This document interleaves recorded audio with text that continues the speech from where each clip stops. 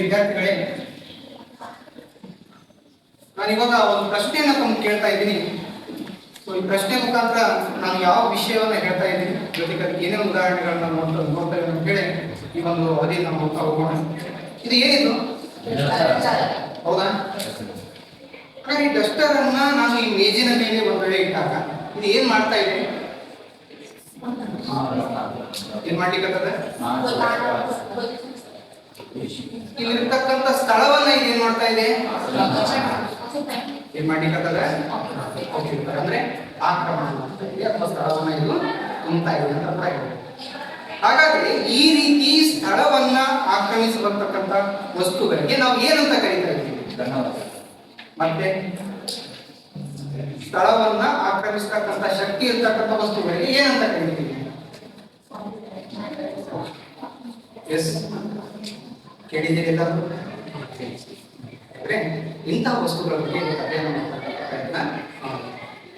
ವಿದ್ಯಾರ್ಥಿಗಳೇ, ಯಾವ ವಸ್ತುಗಳು ಸ್ಥಳವನ್ನ ಆಕ್ರಮಿಸಬಲ್ಲ ಒಂದು ಶಕ್ತಿಯನ್ನು ಹೊಂದಿರ್ತಾವೆ, ಸೊ ಅಂತಹ ವಸ್ತುಗಳಿಗೆ ನಾವು ಏನಂತ ಕರಿತಾ ಇದ್ದೀವಿ ಅಂದ್ರೆ ದ್ರವ್ಯ ಅಂತ ಕರೀತಾರೆ. ಏನಂತ ಕರಿತೀವಿ?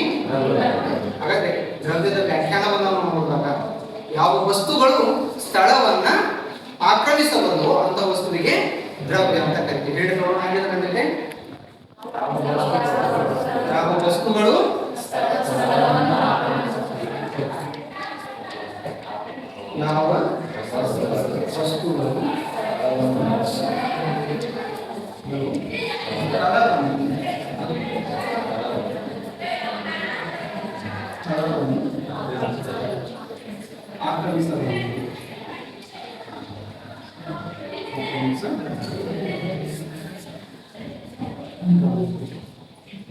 ಸೊ ಅಂತಹ ವಸ್ತುಗಳಿಗೆ ಸಾಮಾನ್ಯವಾಗಿ ನಾವು ಏನಂತ ಕರಿತಾ ಇದ್ದೀವಿ?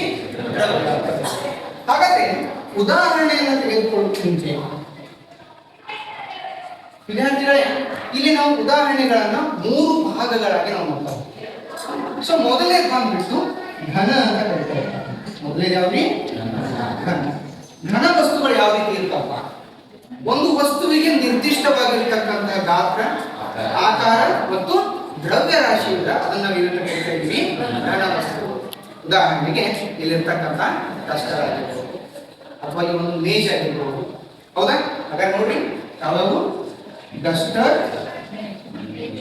ನೀವು ಒಂದಿಷ್ಟು ಉದಾಹರಣೆಗಳನ್ನು ಕೊಡ್ಬೋದಮ್ಮ? Very good. ಮೇಜು, ಚಾಪೀಸ್. ಹೌದಾ? ಚಾಪೀಸ್. ಮತ್ತೆ ಪುಸ್ತಕ. Very good. ಪುಸ್ತಕ. ಸರಿ. ಸೊ ಈ ರೀತಿಯಾಗಿ ನಾವು ಏನ್ ಮಾಡ್ತಾ ಇದ್ವಿ? ಘನ ವಸ್ತುವಿಗೆ ಉದಾಹರಣೆಗಳನ್ನ ಕೊಡ್ತಾ ಇದ್ವಿ. ಬಹುಶಃ ನೀವು ನೋಡ್ತಾ ಬರ್ಬೋದು ವಿದ್ಯಾರ್ಥಿಗಳೇ, ಕಲ್ಲಾಗಿರ್ಬೋದು, ಪುಸ್ತಕ ಆಗಿರ್ಬೋದು, ಇವೆಲ್ಲವೂ ಕೂಡ ಘನ ವಸ್ತು ಉದಾಹರಣೆ. ಅದೇ ರೀತಿ ದ್ರವ ವಸ್ತುಗಳನ್ನು ಕೂಡ ವಿಂಗಡಿಸ್ತಾ ಇದ್ದೀವಿ. ಈ ವಸ್ತುಗಳಿಗೆ ಇವುಗಳ ಗುಣಗಳನ್ನ ನಾವು ನೋಡ್ತಾ ಹೋಗ್ಬೇಕು. ಇವುಗಳಿಗೆ ನಿರ್ದಿಷ್ಟವಾಗಿರ್ತಕ್ಕಂಥ ಆಕಾರ ಇರುವುದಿಲ್ಲ, ಕೇವಲ ಗಾತ್ರ ಮತ್ತು ದ್ರವ್ಯ ರಾಶಿಯನ್ನು ನಾವು ಕಾಣ್ತಾ ಇದ್ದೀವಿ. ಗಾತ್ರ ಅಂದ್ರೆ ಯಾವ ವಸ್ತುವನ್ನು ಇವು ಆಕ್ರಮಿಸಿಕೊಳ್ತಾವೋ ಅದೇ ವಸ್ತುವಿನ ಆಕಾರವನ್ನು ಇವುಗಳು ಪಡೆದುಕೊಳ್ತಾ ಇದ್ದಾರೆ. ಹಾಗಾದ್ರೆ ಉದಾಹರಣೆಯಾಗಿ ನಾವು ನೋಡ್ತಾ ಹೋಗ್ಬೇಕು. ಇಲ್ಲಿ ನೀವು ಗಮನಿಸಬಹುದು, ಪೆಟ್ರೋಲ್ ಆಗಿರ್ಬಹುದು, ನೀರಾಗಿರ್ಬಹುದು, ಇವುಗಳಿಗೆ ಉದಾಹರಣೆ ಆಗ್ತಾವು. ನೀವು ಕೂಡ ಉದಾಹರಣೆ ಕೊಡ್ಬೋದಲ್ವಾ? ನೀರು, ಪೆಟ್ರೋಲ್ ಮತ್ತೆ ಎಣ್ಣೆ.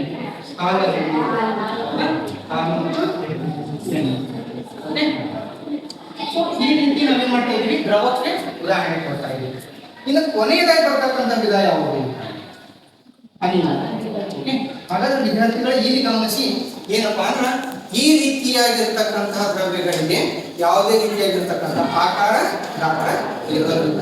ಸೊ ಹಾಗಾದ್ರೆ ಅಂಥವಕ್ಕೆ ನಾವು ಉದಾಹರಣೆಯನ್ನು ನಾವು ತೆಗೆದುಕೊಂಡಿದ್ದೇ ಆದಲ್ಲಿ ಕೆಲವೊಂದಿಷ್ಟು ಗ್ಯಾಸಿಯಸ್ ಅಂದ್ರೆ ಅನಿಲಗಳನ್ನು ನಾವು ಪರಿಗಣಿಸಬಹುದು. ಹಾಗಾದ್ರೆ ನಾವು ಕೂಡ ಇಲ್ಲಿದ್ದೀವಿ, ಈ ಗಾಳಿ ಅದನ್ನು ಇಲ್ಲ. ಹಾಗಾದ್ರೆ ಅನಿಲಕ್ಕೆ ಉದಾಹರಣೆ ಅಂತ ನಾವು ನೋಡಿದಾಗ ನಾವೇನ್ ಮಾಡ್ತೀವಿ? ನಾವು ಉಸಿರಾಡಿಸ್ತಕ್ಕಂಥ ಆಮ್ಲಜನಕವನ್ನು ಗಮನಿಸಬಹುದು. ಹೌದಾ?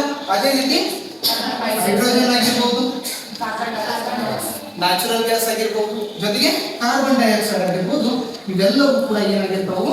ಒಂದು ಅನಿಲ ವಸ್ತುವಿಗೆ ಅಥವಾ ಅನಿಲವಾಗಿರ್ತಕ್ಕಂಥ ದ್ರವ್ಯಕ್ಕೆ ಉದಾಹರಣೆ ಆಗ್ತಾವು ಅಂತ ಹೇಳಿ ನಾವು ಹೇಳ್ತಾ ಹೋಗ್ಬೋದು. ಹಾಗಾದ್ರೆ ಇಂದಿನ ಅಥವಾ ಈ ಒಂದು ವಿಷಯವನ್ನು ನಾವು ನೋಡಿದಾಗ ದ್ರವ್ಯ ಅಂದ್ರೆ ಏನು, ಜೊತೆಗೆ ದ್ರವ್ಯದ 3 ಪ್ರಕಾರದಲ್ಲಿರ್ತಕ್ಕಂಥ ಉದಾಹರಣೆಗಳು ಯಾವುವು ಅಂತ ನಾವು ಅರ್ಥ ಮಾಡ್ಕೊಂಡಿದ್ದೀವಿ. Thank you.